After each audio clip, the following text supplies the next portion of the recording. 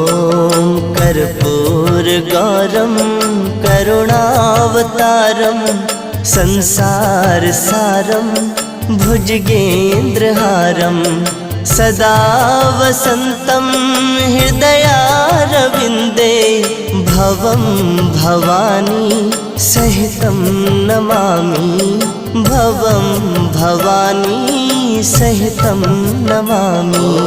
कर्पूरगौरं करुणावतारं संसार